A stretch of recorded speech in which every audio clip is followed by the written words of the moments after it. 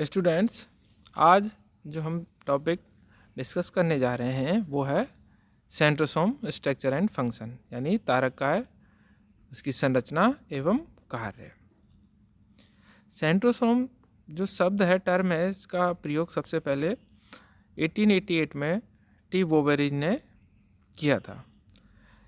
T Boveri एक scientist थे। उन्होंने इंटरफेज जो न्यूक्लियस है उसके पास में एक संरचना देखी और जिसका नाम क्या है, उन्होंने तारककाय दिया।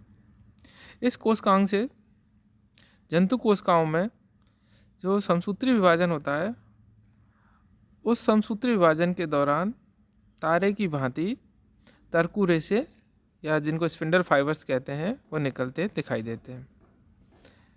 यद्यपि जंतु कोशिकाओं के विभाजन में इसका महत्वपूर्ण योगदान होता है, परंतु वनस्पति कोशिकाओं में इसका अभाव होता है। यानी साधारणतः जो हमारी पादप कोशिकाएं होती हैं उनमें तारककाय क्या होता है, अनुपस्थित होता है। अब बात करें हम इसकी संरचना के बारे में, तो जो प्रत्येक तारककाय है उसमें 2 तारक केंद्र उपस्थित होते हैं। दो शब्द सुने आपने, एक सेंट्रोसोम और एक सेंट्रियोल। तो जो सेंट्रोसोम होता है उसके अंदर क्या है, 2 सेंट्रियोल उपस्थित होते हैं, इसलिए इसको हम डिप्लोसोम भी कह सकते हैं, सेंट्रियोल या डिप्लोसोम। दोनों तारक केंद्र परस्पर एक दूसरे से क्या है 90 डिग्री पर स्थित होते हैं। इनमें से प्रत्येक एक बेलन के रूप में, मतलब बेलनाकार स्ट्रक्चर के रूप में दिखाई देता है, जिसकी लंबाई लगभग 300 नैनोमीटर से 500 नैनोमीटर तक तथा इनका जो डायमीटर होता है वो 150 नैनोमीटर से 180 नैनोमीटर के बीच में होता है।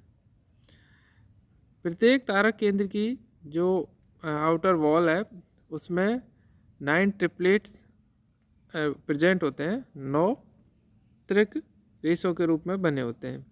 ये जो ट्रिपलेट रेशे होते हैं ये क्या है, ट्यूब्यूल्स होती है। प्रत्येक नलिका का जो व्यास होता है ट्यूब्यूल्स का वो 20 नैनोमीटर होता है। 3 नलिकाएं मिलकर इस तरीके की संरचना बनाती हैं। ये तीनों नलिकाएं एक ऐसी रेखा में व्यवस्थित रहती हैं जो तारक केंद्र की स्पर्श रेखा के साथ लगभग 40 डिग्री के कोण पर झुकी रहती है। तारक केंद्र से निकलते हुए कभी कभी अन्य अरीय अंगक, रेडिएटिंग जो अपेंडेज हैं वो भी पाए जाते हैं, जो एक ऐसे सिर के रूप में समाप्त होते हैं जिसे हम सैटेलाइट कहते हैं, जो आपको डायग्राम में दिखाई दे रहा होगा। ये डायग्राम में मैंने क्या है इसमें दिखाया गया है कि एक तो सेंट्रोसोम की स्ट्रक्चर है, दूसरा उसके क्या है सेक्शन को काट के दिखाया गया है। उसमें देखो आपको 9 है ना पर्दीय ट्रिपलेट दिख रहे होंगे, जिनमें 3 क्या है ट्यूब्यूल्स हैं, जिनको ABC के नाम से दिखाया हुआ है। प्रत्येक AC से क्या है AC लिंकर के थ्रू जुड़ी रहती है। मध्य में आपको जो रेडियल फाइबर हैं वो भी दिखाई दे रहे होंगे, जिनको हम स्पोक भी कहते हैं। और इसका जो सेंट्रल पार्ट होता है वो क्या है, खाली होता है, जिसको हम हब कहते हैं, है ना। तारक केंद्र से ये सारे जो रेशे हैं परस्पर जुड़े रहते हैं और एक मोटी झिल्ली में बंद होते हैं। इस संबंध में एक और शब्द सेंट्रोस्फीयर का प्रयोग किया जाता है। इस नाम का प्रयोग तरकू के ध्रुवों पर उपस्थित कोशिका द्रव्य के लिए होता है। तारक केंद्र और सेंट्रोस्फीयर दोनों परस्पर मिलकर तारककाय सेंट्रोसोम का क्या करते हैं, निर्माण करते हैं, सेंट्रियोल और सेंट्रोस्फीयर। सेंट्रियोल में कुछ साइंटिस्टों के अनुसार DNA और RNA की उपस्थिति भी प्रमाणित की गई है। संभवतः जो सेंट्रियोल होते हैं उनके संश्लेषण की सूचना DNA धारी एक छोटी सी इकाई से प्राप्त होती है, जिसमें लगभग 2 गुणा 10⁻⁻16 ग्राम DNA होता है। देखिए ये 9+0 इसकी स्ट्रक्चर आपको डायग्राम में दिखाई दे रही होगी। 0 जो इसमें ग्रीन वाले पार्ट से मैंने दिखाया है, ये इसके हब को, मतलब खाली स्थान है, इसको दिखा रहा है। पर्दीय 9 क्या है, इसमें ट्रिपलेट है। अब बात करते हैं हम इसके फंक्शंस के बारे में कि इसके क्या क्या कार्य होते हैं। जंतुओं तथा निम्न श्रेणी के जो पौधों की कोशिकाओं में विद्यमान तारकाय से आधारीय पिंडों, बेसल बॉडी, स्पिंडल फाइबर्स, सीलिया इत्यादि का निर्माण होता है। देखिए, आपको पता है जंतुओं में तो ये मिलता ही है। जो पादप होते हैं, जो निम्न श्रेणी के पादप हैं, जिनमें क्या है सीलिया फ्लैजिला के द्वारा गमन होता है, तो उसकी जो सीलिया फ्लैजिला के जो आधारीय कणिका होती है, बेसल बॉडी या ब्लीफेरोप्लास्ट होती है, उसकी स्ट्रक्चर किस तरीके की होती है? सेम सेंट्रियोल की तरह। तो वो सीलिया फ्लैजिला के निर्माण में क्या है? सहायता प्रदान करती है। तारक केंद्र, जो तारक काय का ही भाग होता है, समसूत्री विभाजन उपकरण का निर्माण करते हैं। माइटोसिस के दौरान आपने देखा होगा, जब क्रोमोसोम्स हैं, क्रोमेटिन फाइबर्स है, वो अपना क्या है डिहाइड्रेशन के थ्रू जल त्याग कर उनका कंडेंसेशन हो जाता है और वो क्या है मेटाफेजिक प्लेट पर क्या है एकत्रित हो जाते हैं। उस समय जो स्पिंडल फाइबर्स होते हैं उनका जो फॉर्मेशन होता है वो सेंट्रियोल के थ्रू होता है। दोनों जो सेंट्रियोल होते हैं वो अपोजिट पोल्स पर चले जाते हैं और उनसे क्या है स्पिंडल फाइबर्स अटैच हो जाते हैं। जब डिवीजन होता है तो वो स्पिंडल फाइबर्स क्रोमोसोम से अटैच होने की वजह से दोनों पोल्स की तरफ क्रोमोसोम्स के मूवमेंट्स में क्या है हेल्प करते हैं। अब बात करते हैं आगे। तारक केंद्र, जो तारकाय के भाग होते हैं, सूत्री विभाजन उपकरण का निर्माण करते हैं तथा केंद्र के विभाजन के समय अलग होते हुए गुणसूत्रों के माइग्रेशन के लिए क्या है पथ प्रदर्शन भी करते हैं। जैसे ही कोश का विभाजन का समय आता है, दोनों तारक केंद्र पृथक होकर केंद्र के विपरीत ध्रुवों पर चले जाते हैं। दोनों तारक केंद्रकों के बीच तर्कु का निर्माण हो जाता है और उसकी मध्य रेखा पर गुणसूत्र व्यवस्थित हो जाते हैं।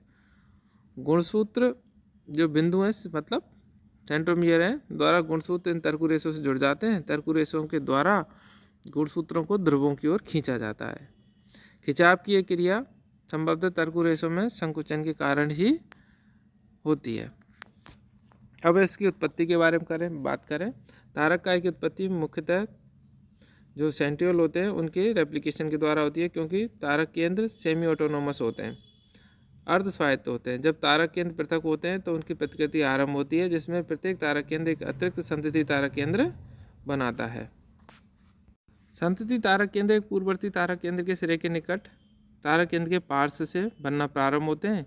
ये जनक तारक केंद्र के साथ समकोण पर बढ़ते हुए तथा उसके साथ निकट समीप मतलब प्रॉक्सिमिटी बनाए हुए लेट प्रोफेज तक परिपक्व परिमाण धारण कर लेते हैं। इसके परिणाम स्वरूप जब केंद्रीय विभाजन के अंत में इंटरफेज न्यूक्लियसों का पुनर्निर्माण होता है तो प्रत्येक केंद्रक के निकट दो तारक केंद्रों वाला तारकाय बन जाता है। देखिए, ये तारक केंद्र जो है हमारा सेंट्रियोल या सेंट्रोसोम, उसकी स्ट्रक्चर और उसके फंक्शंस को क्या है मैंने एक एनिमेशन वीडियो के द्वारा समझाने की कोशिश की है। आप देखिए इसको, इसमें सारी चीज़ें आपको दिखाई दे रही हैं।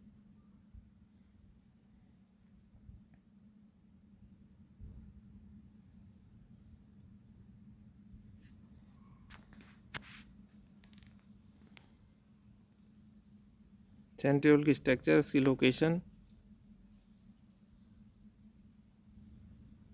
सेंट्रियोल कोशिका के अंदर क्या करता है, किस तरीके से सेल डिवीजन में वो क्या है हेल्प करता है।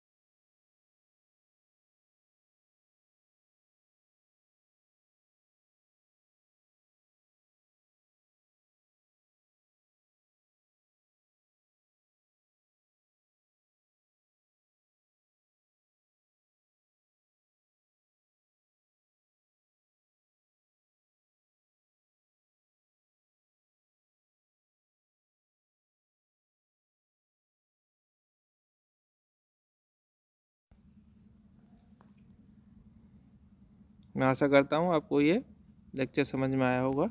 धन्यवाद।